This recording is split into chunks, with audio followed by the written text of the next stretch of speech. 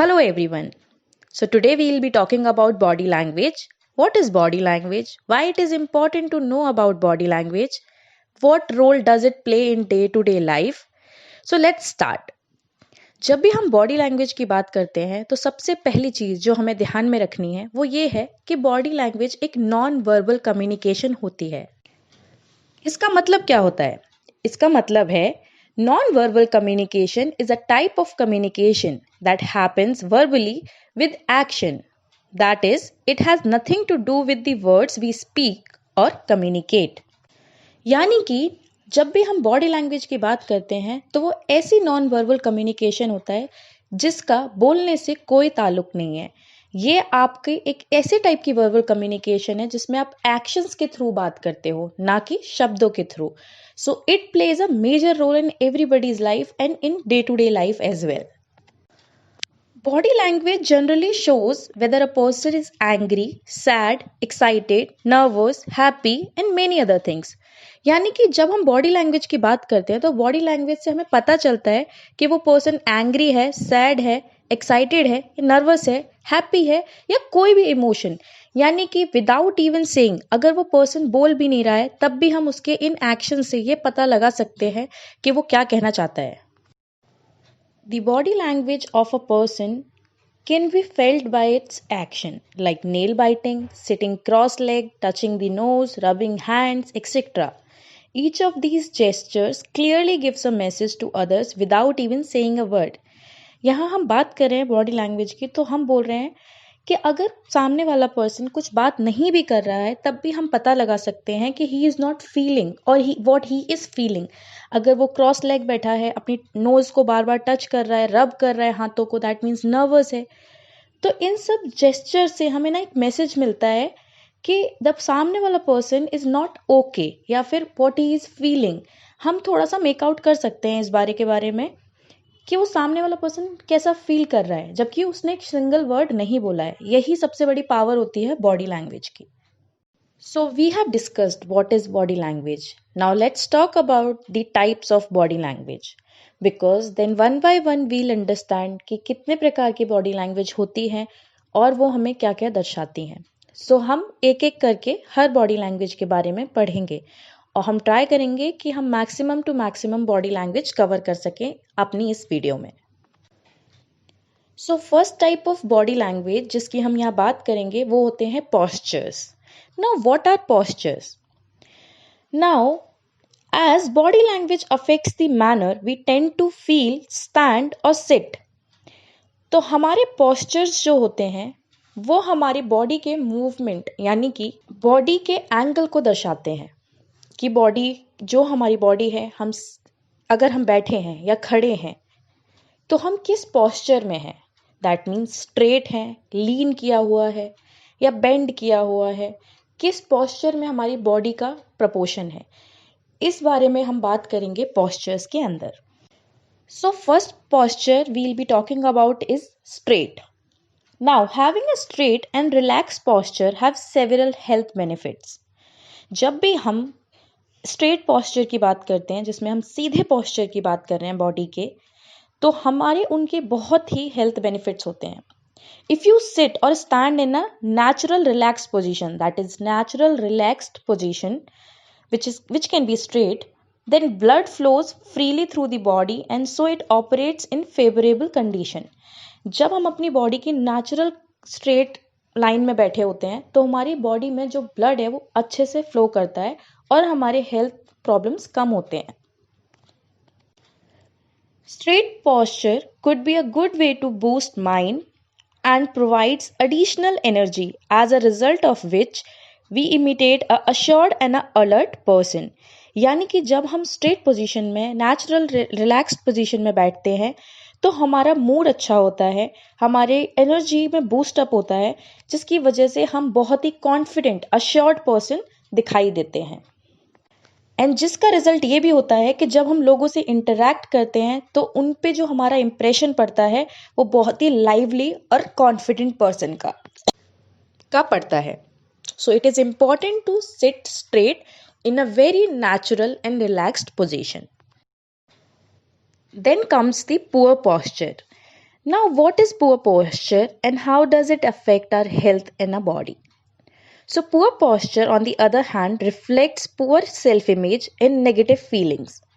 It can be temporary state where we feel down, or it can be the result of bad habits accumulated over the years.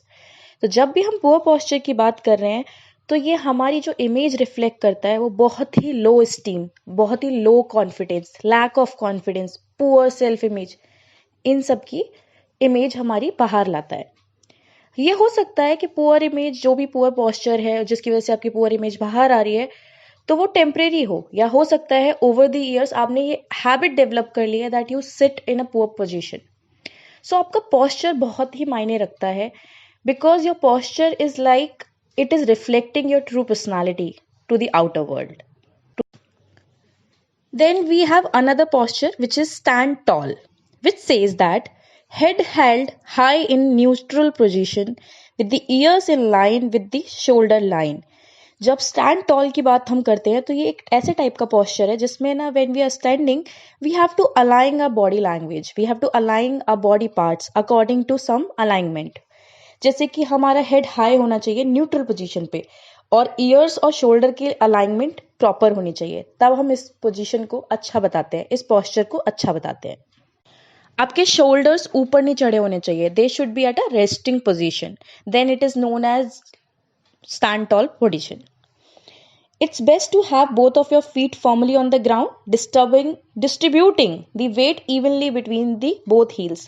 When you are standing on a ground, जब आप खड़े हुए हैं जमीन पे, तो firmly अपने दोनों पैरों को रखिए, ताकि ऐसा ना लगे दैट यू आर पुटिंग, एक पैर पे ज़्यादा वेट रख रहे हो एक पे कम रख रहे हो। फर्मली रखो सो दैट जो भी आपका बॉडी वेट है वो इक्वल प्रोपोर्शन में दोनों लेग्स पे डिवाइड हो जाए। Then you are known as with a good posture which is stand tall. तो हम अगर सबमिशन करें इन सब चीज़ों का, तो स्टैंड टॉल बोलता है कि when you are standing your body should be at a position जहाँ पे आपका जो हेड है वो एक अच्छी पोजीशन में होना चाहिए, आपके ईयर्स और शोल्डर का अलाइनमेंट होना चाहिए, आपके शोल्डर्स रेस्ट डाउन पोजीशन में होने चाहिए, और आपके जो लेग्स है उन पे इक्वल वेट आपकी बॉडी का पड़ना चाहिए, एक लेग पे ज़्यादा वेट नहीं पड़ना चाहिए। Let's talk about gestures now. What are gestures in body language? Gestures plays an important role in body language because gestures are movement created with body parts. They are known as movement जिस किससे create होते हैं? Body parts से. Example: hands, arms, fingers, head, and leg. And that they could also be voluntary or involuntary. यानी कि हम उन gestures की बात कर रहे हैं या उन बॉडी के पार्ट्स की बात कर रहे हैं जिनके थ्रू या तो जानबूझकर या अनजाने में कोई ना कोई सिग्नल सामने वाले तक पहुंचता है। और जो बॉडी पार्ट्स इंक्लूड करते हैं हम जेस्चर में वो होते हैं हैंड्स, आर्म्स, फिंगर्स, हेड या फिर leg. Alright, so we'll be talking about some of the gesture, जैसे कि welcoming arm, arms closed, relax hand, tight hand या फिर wringing hands. So we'll be talking about them. Now when we are talking about welcoming hands या फिर welcoming arms, so they are like arm gesture which are often misunderstood in many ways. So it is one of them. So when one stand or sit or maybe walk with the welcoming arms, it is sometimes termed as non-acceptable or acceptable gesture depending upon the situation.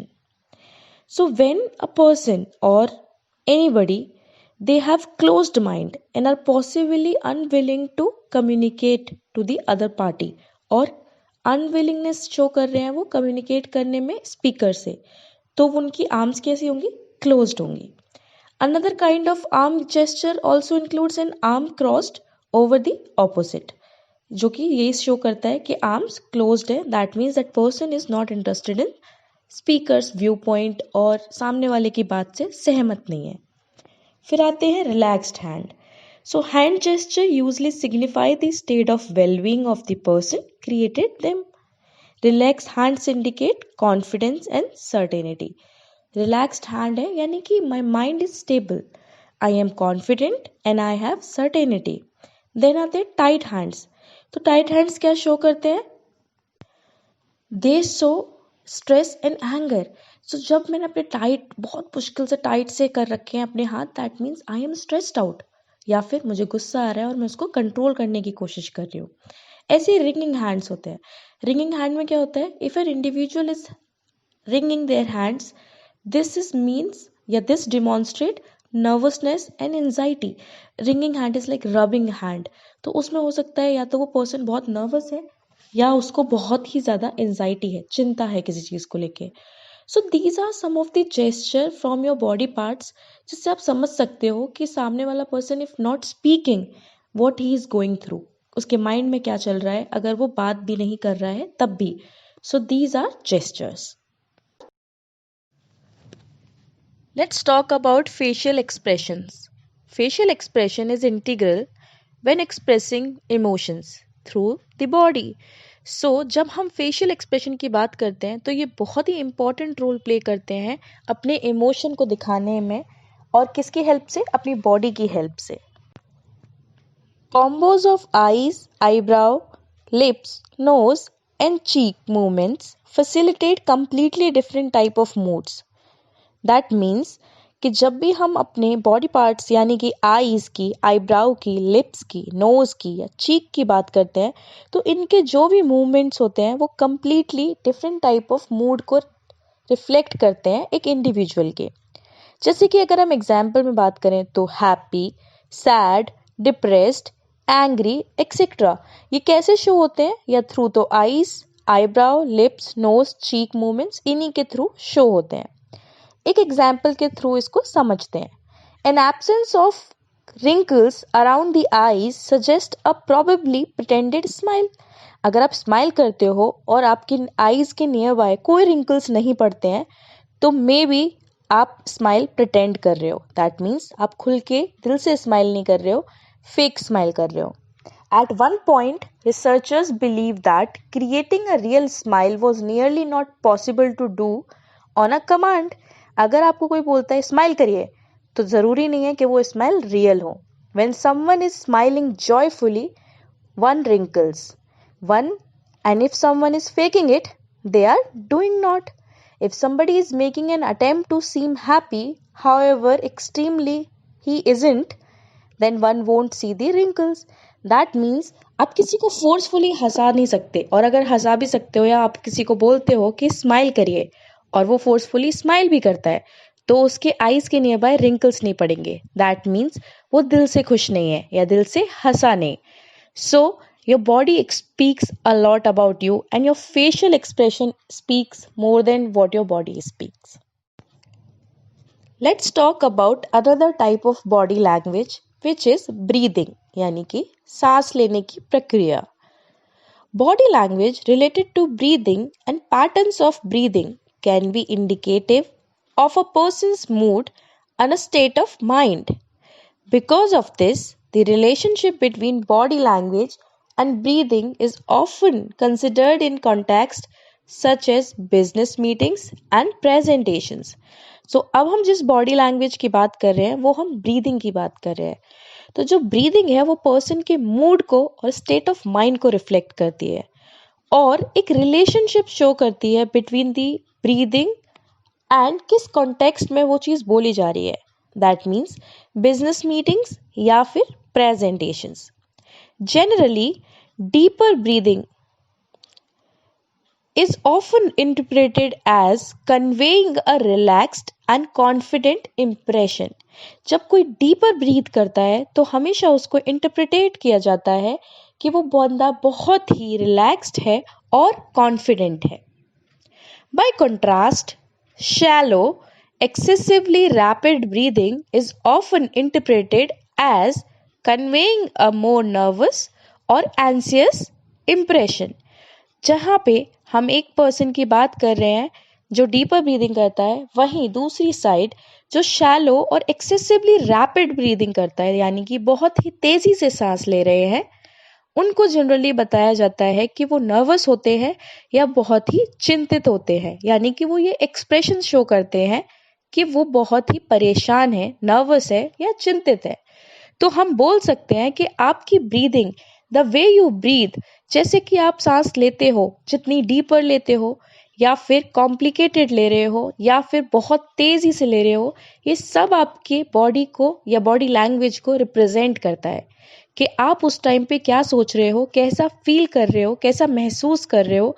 और आपकी same body language सामने वाले person को एक message वैसा ही create करके दिखाती है कि आप किस बारे में सोच रहे हो। And how you breathing, it shows your personality. If you really like this video, kindly like, share and subscribe, and don't forget to press the bell icon